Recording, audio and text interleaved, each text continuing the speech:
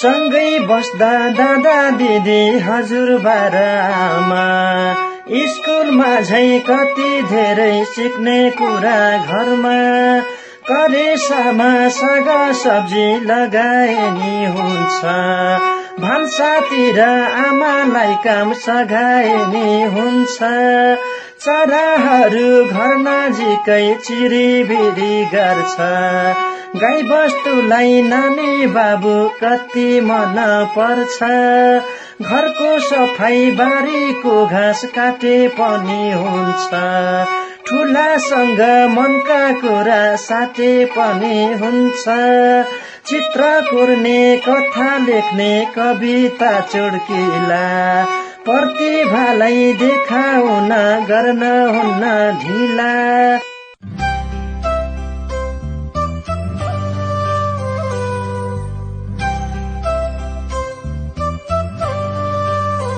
नमस्कार।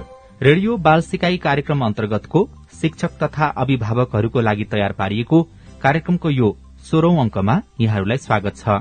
यो कार्यक्रम देशभरका आधारभूत शिक्षकहरूको पेशागत विकासका साथै अभिभावकहरूमा असल अभिभावकत्वबारे जानकारी दिन तयार पारिएको हो।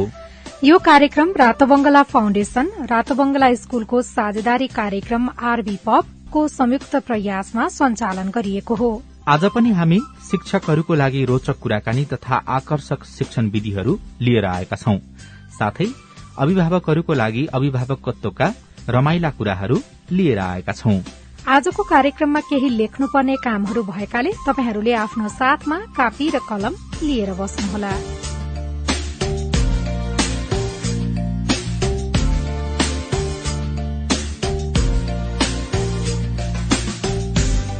शिक्षक साथीहरू, अबको खण्डमा हामी सामाजिक विषयमा एउटा रमाइलो खेल खेल्छौं।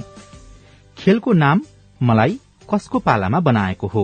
यस खेल कसरी खेल्ने भन्ने बारे सुरुमा एउटा उदाहरण सुनौ। जस्तै हामीले रानी पोखरी भनेर भन्दा तपाईहरूले रानी पोखरी कसको पालामा बनेको हो, उक्त राजाको नाम प्रताप मल्ल भनी भन्नुपर्छ। बुझ्नुभयो होला हैन? लौ खेल सुरु गरौं है त। हनुमान ढोका दरबार। उत्तर मानदेव। बसन्तपुरको नौतले दरबार। उत्तर पृथ्वीनारायण शाह। नौतले धरहरा र सुन्धरा। उत्तर हो भीमसेन थापा। पाल्पाको नारायण मन्दिर। उत्तर अमर सिंह थापा। आदिनाथको मन्दिर। अंशु वर्मा। वीर अस्पताल। वीर शमशेर। दक्षिणकाली।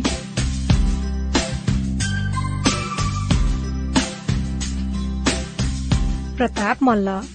तलेजु भवानीको मन्दिर। महेन्द्र मल्ल। बालाजुको 22 तारा। जय प्रकाश मल्ल। भक्तपुरको 55 झ्याले दरबार र न्याथपोल मन्दिर।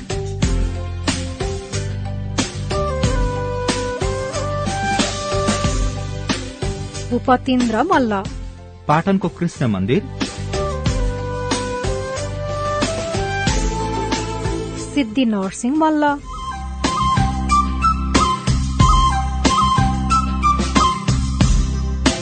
तपाईहरूलाई यो खेल पक्कै पनि रमाइलो लाग्यो होला। यसरी नै तपाईहरूले आफ्ना विद्यार्थीहरूलाई यो खेल खेलाउन सक्नुहुन्छ।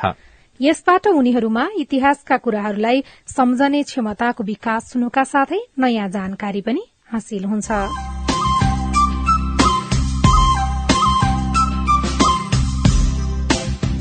शिक्षक साथीहरू, सामाजिक शिक्षा अन्तर्गत आज हामी विद्यालय तहमा विद्यार्थीहरूलाई प्रजातान्त्रिक मूल्य र मान्यताका बारेमा कसरी सिकाउन सकिन्छ र यो सिकाउन कतिको जरूरी छ भन्ने बारेमा छलफल गर्नेछौं। यस विषयमा रातोबंगला स्कूलका प्राथमिक तहका संयोजक र रातोबंगला फाउन्डेशनका प्रशिक्षक जेनी मानन्दरबाट सुनौ। शिक्षक साथीहरू, आज हामी सामाजिक शिक्षा अन्तर्गत विद्यार्थीहरूलाई प्रजातन्त्र र प्रजातान्त्रिक मूल्य र मान्यताका कुराहरूलाई कसरी सिकाउन सकिन्छ भन्ने बारेमा छलफल गर्नेछौं।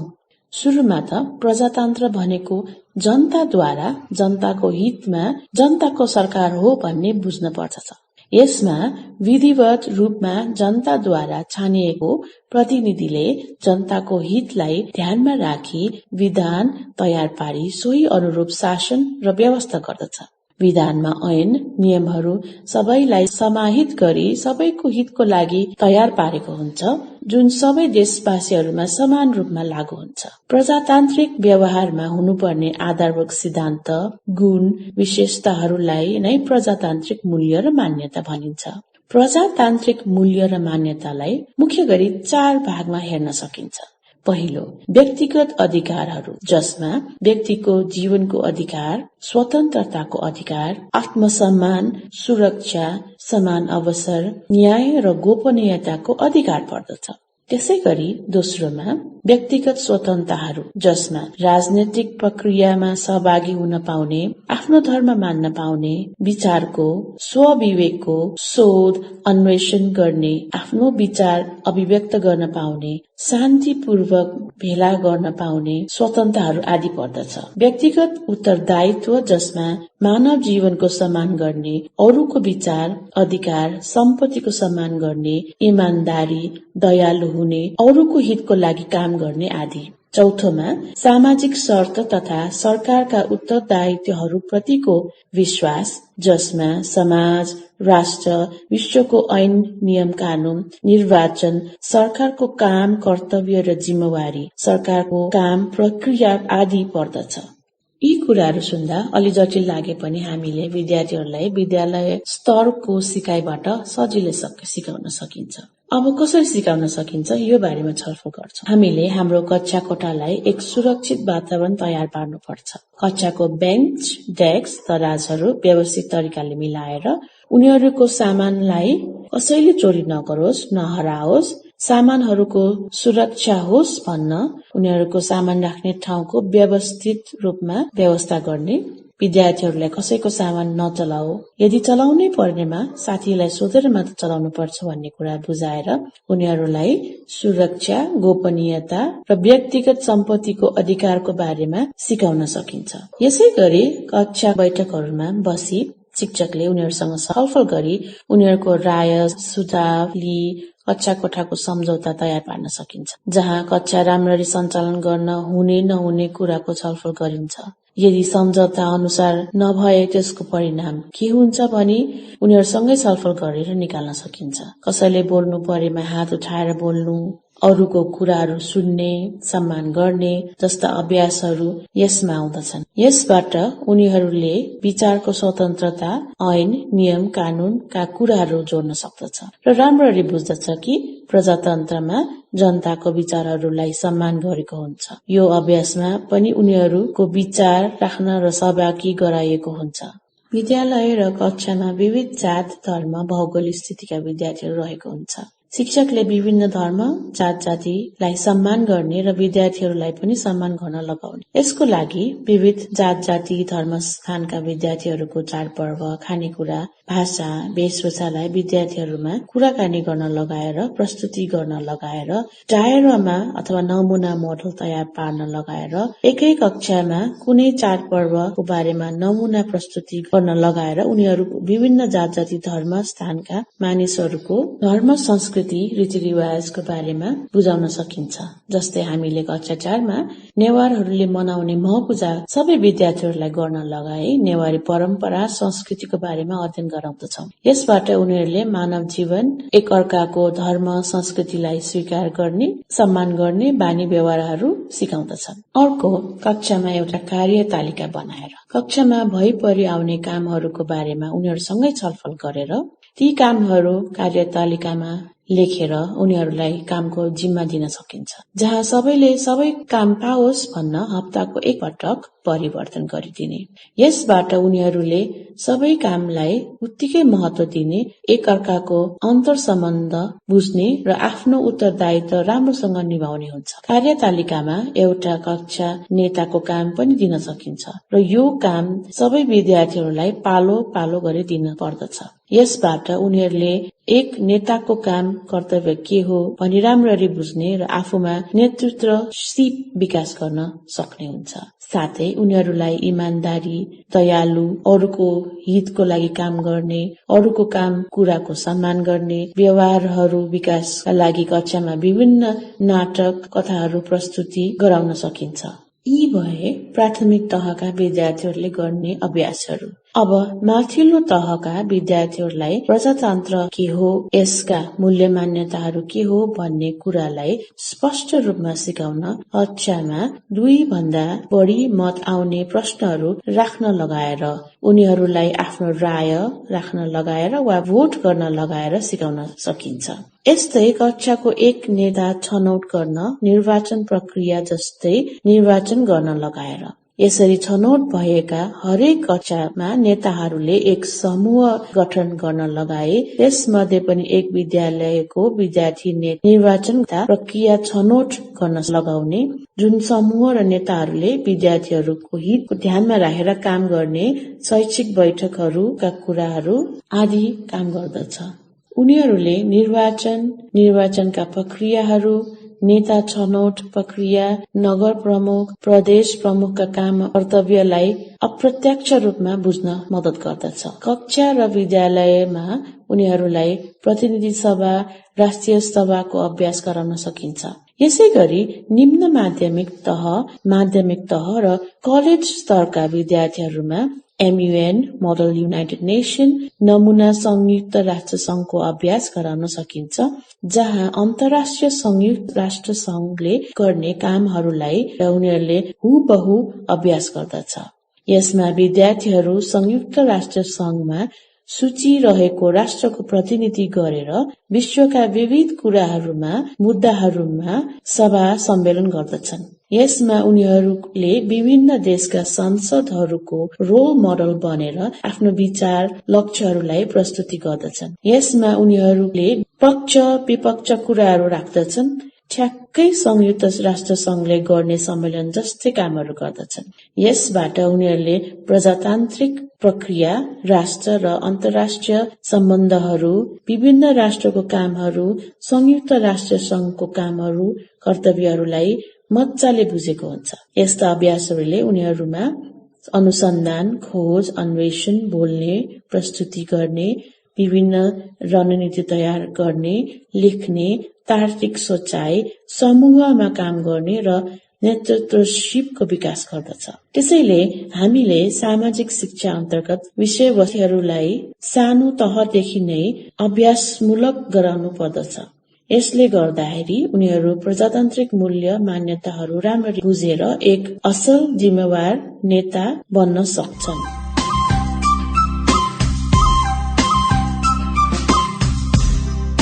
शिक्षक साथीहरू, उहाँले भन्नुभए जस्तै हामीले हाम्रा विद्यार्थीहरूलाई विभिन्न क्रियाकलापहरू गराएर प्रजातान्त्रिक मूल्य र मान्यताका कुराहरू सिकाउन सकिन्छ। विद्यार्थीहरूमा सानो उमेरबाट नै हामीले यी कुराहरूलाई प्रभावकारी तरिकाबाट सिकाउने हो भने उनीहरू एक असल समझदार नागरिक हुनुका साथै देश सञ्चालनका प्रक्रियाहरूलाई बुझी एक सक्षम अगुवा बन्न सक्ने हुन्छन्। तपाईहरूले पनि आफ्ना विद्यार्थीहरूलाई प्रजातान्त्रिक मूल्य र मान्यताका अभ्यासहरू गराउन सक्नुहुन्छ।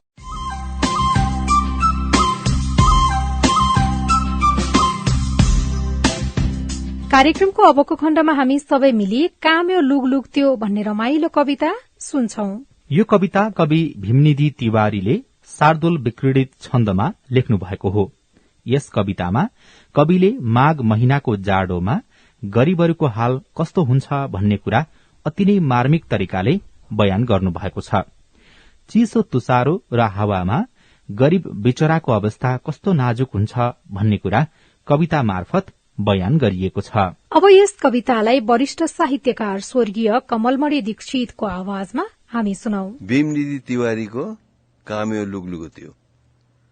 महिना माघ थियो बिहान पखमा हावा चलेको थियो छानामा पथमा तथा चौरमा चिनी छरे झै थियो जाडो खुब थियो समस्त जलमा ऐना जमेको थियो काम्यो लुगलुग त्यो गरीब बिचरा त्यसमा दया गर्छको टोपी सिर्फ छ नाम मात्र शिरमा जम्मै टुपी निस्कने भोटो जीर्ण धुजा धुजा छ उसको छाती पिठ्यौं देखिने धोती केवल 4 अंगुल धरो नंगा छ सर्वांगमा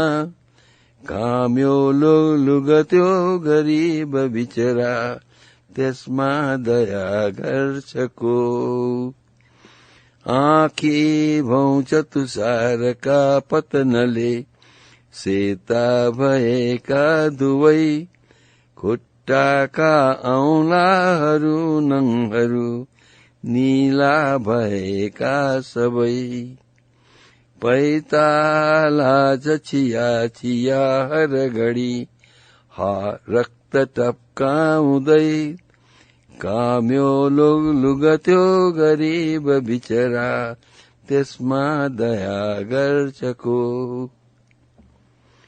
कहिले बस्दछ छेउमा सडकको खुम्च्याई छाती अनि कहिले हेर्दछ पूर्वतर्फ नभमा लाली चढ्यो कि भनी काखी भित्र घुसारी हाकर दुवै छोपेर स्यौ स्यौ गरी काम्यो लुगलुग त्यो गरीब बिचरा त्यसमा दया गर्छको ठण्डा उग्र हिमालको बरफ झै बाहिरी अङ्ग छन् आगो बल्दछ पेटभित्र तर जो निप्दैन सल्कन्छ छन् निस्कन्छन् मुखबाट धूम कुहिरो झै दाँत कट्काउँदै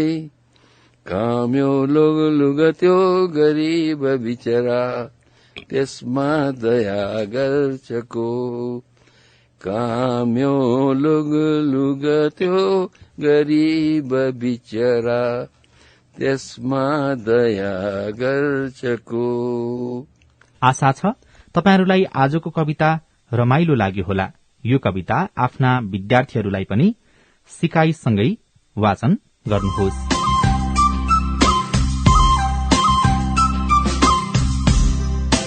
असल अभिभावकत्व अन्तर्गत आज हामी आमा बुवाले आफ्ना छोराछोरीलाई गर्ने अस्वस्थकर तुलना र यसको परिणामको बारेमा कुराकानी गर्नेछौं। यस विषयलाई लिएर शुरूमा एउटा छोटो नाटक सुनौ। आज बिहानदेखि रमिताको अनुहार निन्याउरो छ। साँझसम्म पनि कोहीसँग नबोलेको र नखेलेको देखेर उसको दिदी अमिताले के भयो भनेर रमितालाई सोध्छिन्।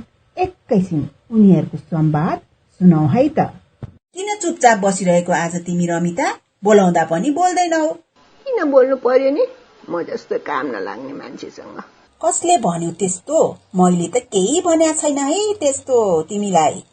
जहिले नै बाबाले मलाई हिसाब सानो सानो हिसाब पनि गर्न नसक्ने दिमाग नभएको केटी भन्नुहुन्छ। दिलाई जे सोधे नि आउँछ। तिमीहरूलाई एउटै स्कुलमा पढाएकै हो नि, कसरी नआउने भन्नुहुन्छ। अनि तिमीलाई हिसाबै गर्न नआएपछि त्यस्तै त भन्नुहुन्छ नि। म सिकाइदिउँला नि। परा छैन तपाईँले मलाई सिकाउन।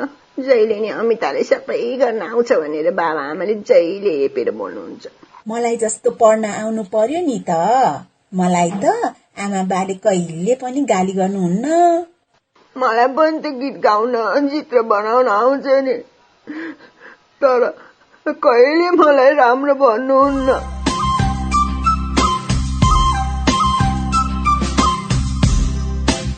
प्राय आमा बुबाहरूले आफ्ना बच्चाहरूलाई अन्य केटाकेटीहरूसँग र आफ्नै भाइ बहिनीहरूसँग तुलना गर्ने गर्छन्। अघिको नाटकबाट के बुझ्न सकिन्छ भने आमा बुबाले आफ्नै बालबालिकालाई तुलना गर्ने बानीहरूले गर्दा बालबालिकाहरूमा हीनताबोध हुने, आत्मसम्मान घट्ने, घमण्ड बढ्ने, दाजुभाइ वा दिदी बहिनीहरूबीच फाटो ल्याउने हुन सक्छ। आमा बुवाले समान तरिकाले आफ्ना बच्चाहरूलाई हुर्काए तापनि र उनीहरूलाई समान अवसरहरू प्रदान गरे तापनि बच्चाहरूको आफ्नै व्यक्तित्व हुन्छ। यस कारणले गर्दा पनि उनीहरूको मनोवृत्ति, बानी र खुबी आदिमा तुलना गर्न मिल्दैन। बालबालिकाहरूको लागि केही तुलनाहरू निकै सहयोगी हुन्छन्, तर यदि अभिभावकहरूले लगातार वा अन्य व्यक्तिहरूका बच्चाहरू वा उनीहरूका आफ्नै बच्चाहरूबीच तुलना गरिरहे भने त्यो हानिकारक हुन सक्छ। अभिभावकले आफ्ना बालबालिकाहरूको तुलना गर्नुभन्दा उनीहरूको उमेर अनुसार विकास क्रम भए नभएको बुझ्नुपर्दछ।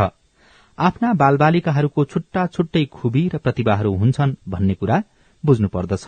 व्यक्ति पिच्छेको खुबी प्रतिभालाई स्वीकार गर्न सक्नुपर्दछ। कति कुरामा लुकेको प्रतिभा वा खुबीहरूलाई देखाउनको लागि प्रोत्साहन गर्ने र घरमा राम्रो वातावरण तयार गर्नुपर्दछ। त्यसो भएमा आफ्ना छोराछोरीहरूको तुलना गर्ने काम कम हुँदै जान्छ।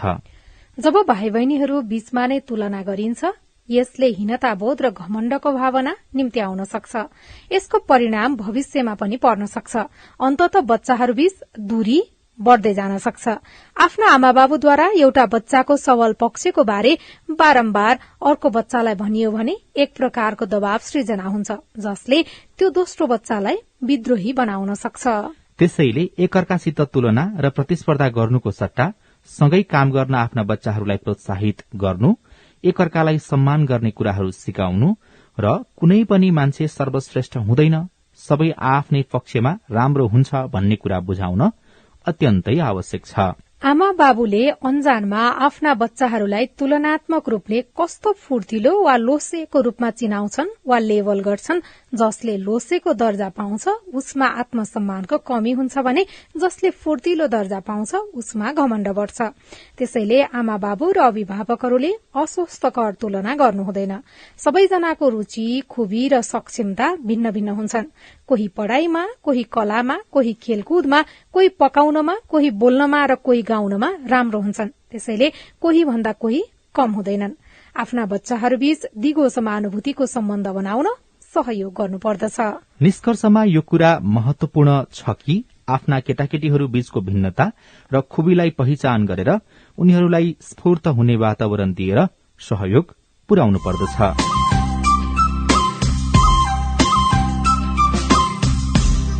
हामी आजको कार्यक्रमको अन्त्यमा आइपुगेका छौं। तपाईहरूले हाम्रो कार्यक्रम नियमित रूपमा सुन्नुहोस् र आफ्ना चिनेका शिक्षक तथा अभिभावकहरूलाई पनि सुन्न प्रोत्साहन गर्नुहोस्। शिक्षा सम्बन्धी रमाइला कुराहरूमा समावेश हुनका लागि हाम्रो पेजलाई लाइक तथा सब्स्क्राइब पनि गर्न नबिर्सिनुहोला। हामीलाई सम्पर्क गर्न फेसबुक पेज रातो बंगला फाउन्डेशनमा लेखी पठाउनुहोस् वा रातो बंगला फाउन्डेशन पाटन ढोका ललितपुरमा पत्र पठाउनुहोस् वा radiobalsikai.rbf@gmail.com मा इमेल पठाउनुहोस्। नमस्कार।